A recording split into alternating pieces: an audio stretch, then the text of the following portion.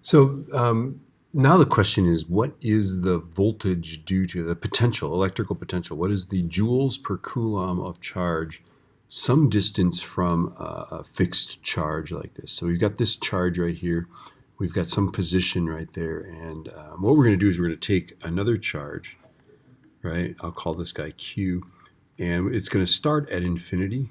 So this is a graphical ellipse, right? And we're going to move it. We're going to actually push it here, all the way to here, okay? Now, we can figure out the force acting on them, and we can calculate the work. And if we find the work, we can use this formula to find the potential energy, right? But here's the problem, is that the force at infinity is, of course, zero. And as you get closer and closer, the force gets bigger and bigger. And so the force is ever changing. And of course, with gravity, this is the same problem that Newton encountered, right? Is that it's a continually changing force. And so we need calculus to do that. So I'm just going to derive this using calculus because I can. And some of you understand calculus. If you don't understand calculus, understand we can use the end result to avoid using calculus, okay? So I'm gonna find the work, right? The work is going to be the integral of the force times, in this case, S is, I'm going to use R, right? I'm going to integrate that, right? The force is this, right? So it's the integral of KQ over R squared dr. And we're going to do that from infinity to a distance R from there, right, at the X. And then this is like one of the simple ones. That's just an exponent there, right? So you end up with minus KQ over R, right? And we're going to evaluate that from infinity to R, right? Well, okay, so if you put in infinity in for R, you get 0, right? So you get 0 minus, and then if you put R in for that, you get negative KQ over R. You put in R for R, right? Okay, R. And so you end up with, the answer is 0 minus a negative KQQ over R. And so our work is, and this is one of our formulas actually, we just derived the potential energy of two charged particles that are r distance apart, right? We're not there yet. We're not doing those problems yet, right? Remember though, that voltage is, what is it? It's work divided by charge, right? So KQ over R divided by this Q that we moved, right, ends up with KQ over R. And we can do the same thing with gravity. It's just that with gravity, the force is always attractive, so we end up with a minus sign on that.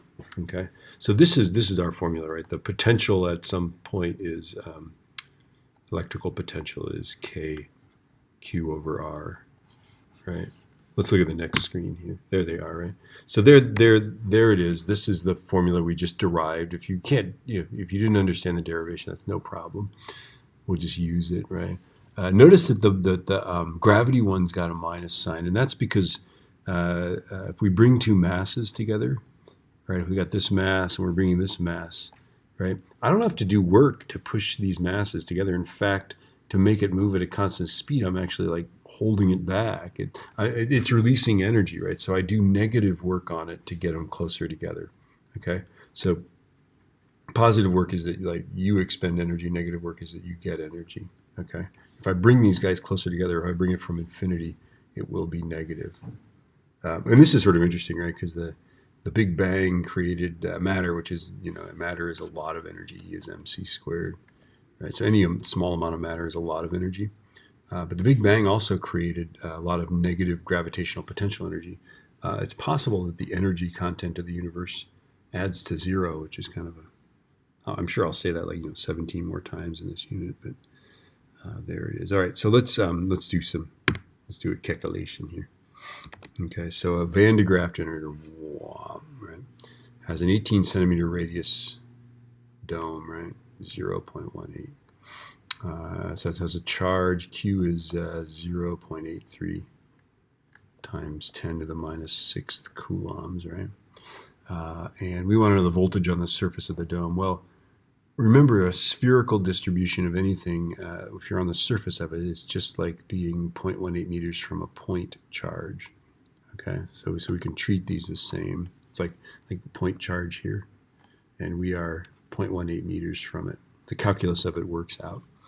Okay, so I'm just, the short answer is I'm just going to use this formula. You can't stop me. Okay, so 8.99 times 10 to the 9th Newton meters squared per Coulomb squared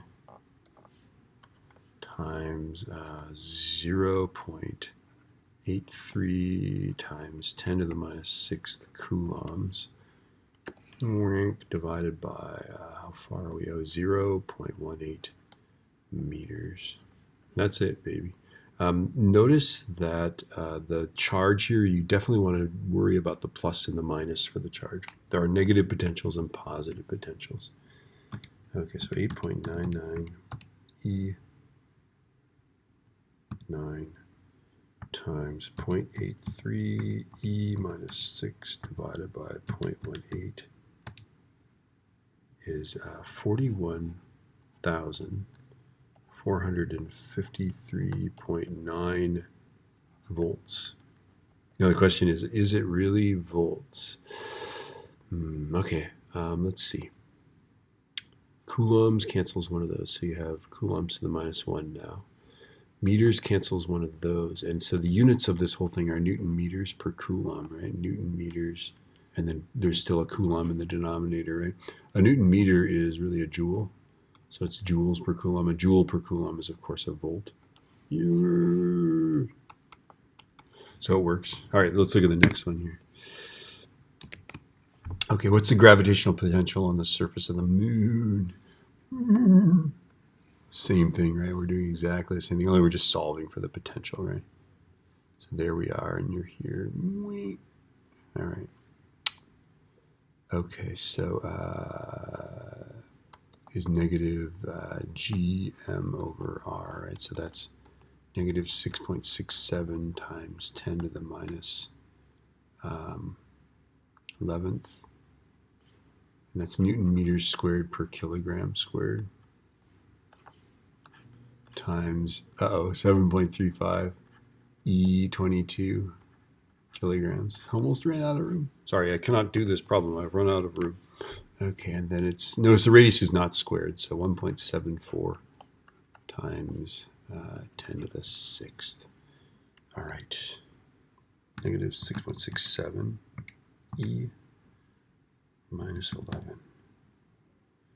All right, times 7.35 E22 divided by 1.74 E6. And I'm getting negative 281 comma, oh no, not even a comma there.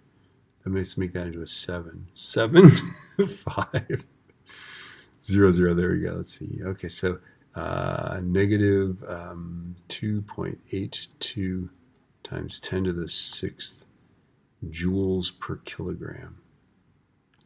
Okay, so here's a cool thing. Let's just think about this, right?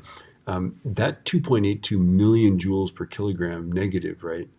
That means that if we took a mass, a 1 kilogram mass, right, and we put it at infinity, and we let it fall toward the moon. Now, this would take a long time. Right? But we let it fall to the moon. It would have this much kinetic energy when it struck the moon. Holy cow, right? I mean, like a rifle bullet's like 2,000 joules, right? It would have 2.82 million joules when it struck the moon, right? This is why, collisions in the solar system are at least somewhat spectacular, right? Okay, so a 1 kilogram mass at infinity would possess, because remember, this is joules of energy per kilogram, right? It would get that much energy falling to the moon. Or let's put it in another way. Let's imagine you're standing here and you throw that mass off the moon, right? If you gave it that much kinetic energy, it could escape from the moon's gravity and never come back. But if you gave it like 1 joule less than that, whatever that number is, right, it would eventually come back. It would go up. And as long as it wasn't like intercepted by the Voyager 2 spacecraft or something like that, it would come back. All right. Yeah.